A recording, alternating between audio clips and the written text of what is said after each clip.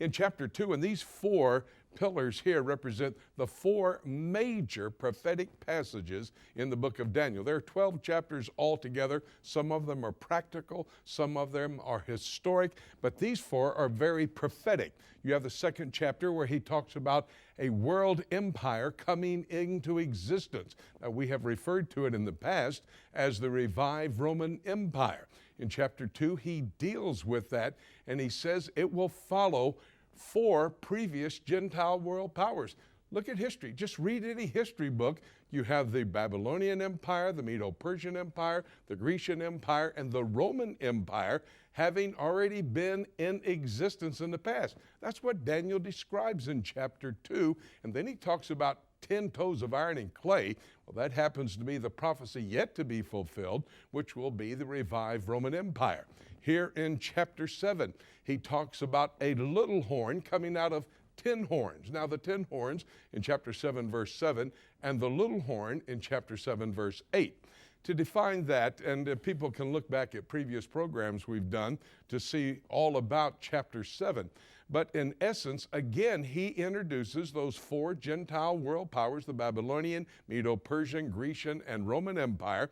And then those 10 horns are on the Roman Empire, indicated later in the passage, verse 24, that will be a kingdom yet to come into existence, and we see the infrastructure for it in place right now. The little horn would be the Antichrist.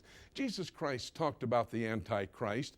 He said that deception will be the major indicator that the Antichrist is about to appear. In his Olivet Discourse, he says in verses 4, 5, 11, and 24 that deception will lead the way. We have all types of deception on the world scene today, but he talks about how this deception will be communicated through signs, wonders, and miracles. Now, do I believe that Jesus cannot perform a miracle? No.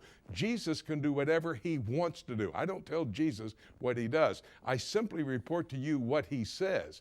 And he says signs, wonders, and miracles would be an indicator of the Antichrist coming on the scene. Well, we have a proliferation, as I said, of those signs, wonders, and miracles. I believe the Antichrist is alive and well on planet Earth, about to appear. We talk about what's going to take place in the terrible tribulation period of time, the 7 years between the rapture of the church and the second coming of Christ, the tyrant, the treaty, and the temple. Well, everybody's talking about a Middle East peace treaty.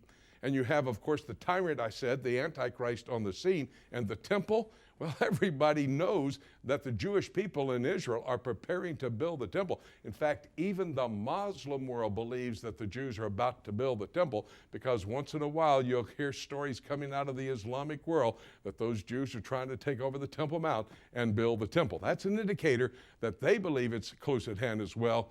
And then chapter 11 is the alignment of the nations. And when you realize that as we look at the news reported today, there are a group of nations that are aligning themselves against the Jewish state. Now, John, I don't think that any skeptic can look at all of these things predicted in the book of Daniel and say, wait a minute, nothing to it.